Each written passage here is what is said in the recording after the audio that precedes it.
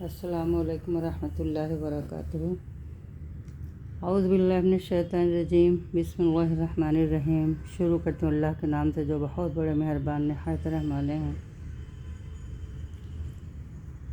یہ دین اور دنیا کی بادشاہ اور اللہ کے لاڈلے رسول صلی اللہ علیہ وسلم کا طرز عمل ہے کہ بوریے پر کوئی چیز بچھی ہوئی بھی نہیں، نشانات بدن پر پڑے ہوئے ہیں۔ گھر کے ساز و سامان کا حال بھی معلوم ہو گیا۔ اس پر ایک شخص نے دعا کی درخواست کی تو تنبیہ فرمائی۔ حضرت عائشہ رضی اللہ سے کسی نے پوچھا تھا کہ آپ صلی اللہ علیہ وسلم کے گھر میں حضور صلی اللہ علیہ وسلم کا بستر کیسا تھا؟ فرمایا کہ ایک چمڑا کا تھا جس میں کھجور کی چھال بھری ہوئی تھی۔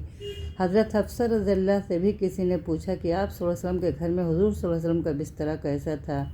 فرمایا کہ ایک ٹاٹ تھا جس کو دوہرا کر کے حضور صلی اللہ علیہ وسلم کے نیچے بچھا دیتی تھی۔ ایک روز مجھے خیال ہوا کہ اگر اس کو چوراہے کر کے بچھا دوں تو زیادہ نرم ہو جائے گا، چنانچہ ہم نے بچھا دیا۔ حضور صلی اللہ علیہ وسلم نے صبح کو فرمایا کہ رات کیا بچھا دیا تھا؟ ہم نے عرض کر دیا کہ وہی ٹاٹ تھا، اس کو چوراہا کر دیا تھا۔ فرمایا اس کو ویسا ہی کر دو جیسا پہلے تھا، اس کی نرمی رات کو اٹھنے میں مانع بنتی ہے۔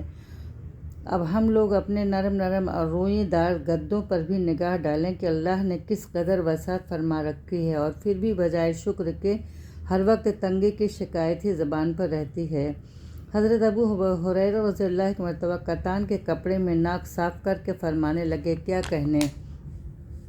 ابو ہریرہ رضی اللہ کہ آج کتان کے کپڑے میں ناک صاف کرتا ہے، حالانکہ مجھے وہ زمانہ بھی یاد ہے جب حضور صلی اللہ علیہ وسلم کے ممبر اور حجرہ کے درمیان بے ہوش پڑا ہوا ہوتا تھا اور لوگ مجنون سمجھ کر پاؤں سے گردن دباتے، حالانکہ جنون نہیں تھا بلکہ بھوک تھی، یعنی بھوک کی وجہ سے کئی روز کا فاقہ ہو جاتا تھا، بے ہوشی ہو جاتی تھی اور لوگ سمجھتے تھے کہ جنون ہو گیا۔ کہتے ہیں کہ اس زمانے میں مجنون کا علاج گردن کو پاؤں سے دبانے سے کیا جاتا تھا۔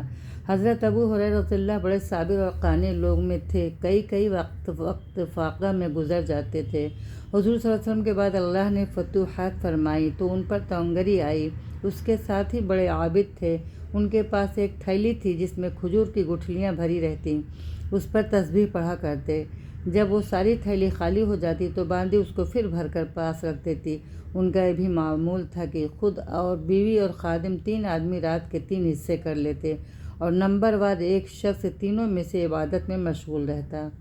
میں نے اپنے والد صاحب سے سنا کہ میرے دادا صاحب کا بھی تقریباً یہی معمول تھا کہ رات کو 1 بجے تک والد صاحب مطالعہ میں مشغول رہتے۔ 1 بجے دادا صاحب تہجد کے لیے اٹھتے تو تقاضا فرما کر والد صاحب کو سلا دیتے اور خود تہجد میں مشغول ہو جاتے۔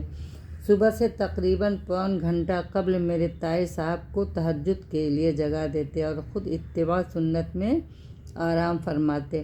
اللہم ارزقنی اتباعہم۔ السلام علیکم ورحمۃ اللہ وبرکاتہ۔ انشاءاللہ آئندہ